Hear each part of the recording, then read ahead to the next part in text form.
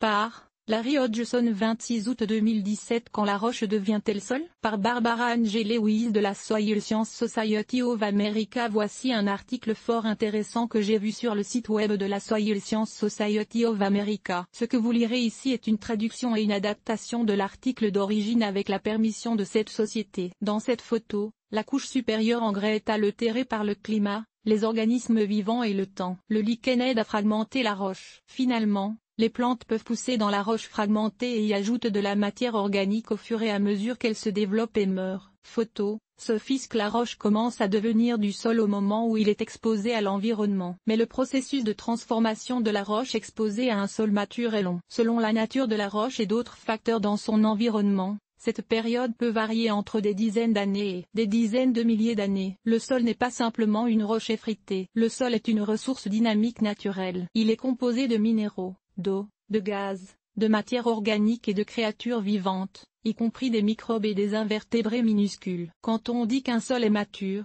cela ne veut pas dire que sa formation est terminée. Cela signifie que les changements dans le sol sont devenus pratiquement imperceptibles, car le sol entre en équilibre dynamique avec son environnement. Autrement dit, la vitesse à laquelle le sol se forme est approximativement égale à la vitesse à laquelle le sol se décompose ou est naturellement érodé. Les pédologues, scientifiques du sol, examinent 5 facteurs majeurs dans le processus de formation des sols. Ces facteurs sont le climat, la roche sous-jacente, le relief, la topographie et le drainage du sol, le temps et les agents biologiques. Ils peuvent étudier chaque facteur indépendamment ou en combinaison pour savoir comment un sol particulier est devenu ce qu'il est. Ils peuvent même prédire le type de sol qui aboutira dans ce lieu à la fin du mûrissement du sol. De roche en sol, voyons ce qu'il faut pour transformer la roche en sol. Sous l'action de la chaleur, du froid, de la pluie, du vent et d'autres facteurs atmosphériques, la roche se convertit physiquement en de petits fragments qui deviennent le matériau parental du sol. La roche change aussi chimiquement lorsque ses composés se dissolvent sous la pluie ou réagissent avec l'air. La roche est également fragmentée biologiquement par des organismes vivants en contact avec la roche et ses fragments. Ces processus sont appelés collectivement la météorisation,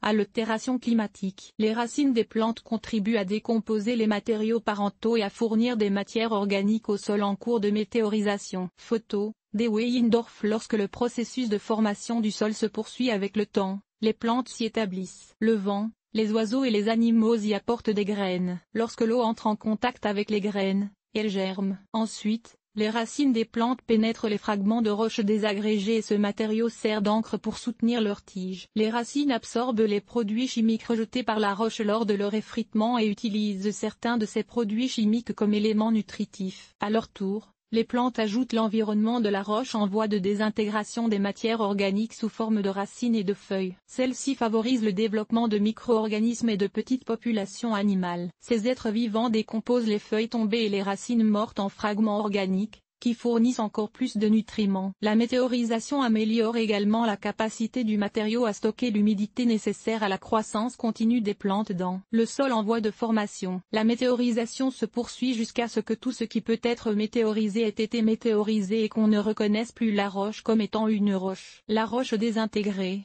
cependant, n'est pas encore un sol. C'est un point important à souligner. C'est après que l'équilibre dynamique mentionné ci-dessus s'installe que nous avons vraiment un sol. Beaucoup de temps la vitesse de tous ces processus change avec le temps. La pluie traversant un sol jeune porte des particules plus petites et des composés solubles vers le bas. L'évaporation tire des composés solubles vers la surface. Des inondations ou des avalanches peuvent traverser la région subitement, remportant des matériaux météorisés et apportant de nouveaux matériaux à leur place. Les activités humaines aussi peuvent changer la nature du sol en surface. Les processus de météorisation et de la formation des sols se déroulent non seulement en surface, mais aussi en dessous, dans le sol lui-même. À maturité, un sol peut s'étendre vers le bas jusqu'à un substrat rocheux qui se situe seulement quelques centimètres sous la surface, ou jusqu'à 3 mètres ou plus de profondeur, selon les conditions environnementales et la nature de la roche d'origine. Le sol, bienfaiteur de l'humanité. Le sol est une substance incroyable et la survie de l'humanité en dépend. Le type de roche sous-jacente influencera de nombreuses caractéristiques du sol, mais le climat, les agents biologiques, le relief de la terre et le temps influencent également la formation du sol. Vous trouverez plus d'informations sur les sols sur le site original de cet article, soit www.soil.org. Discover Soilou, en français, à ceux de l'Association française pour l'étude du sol et de l'Association québécoise de spécialistes en sciences du sol.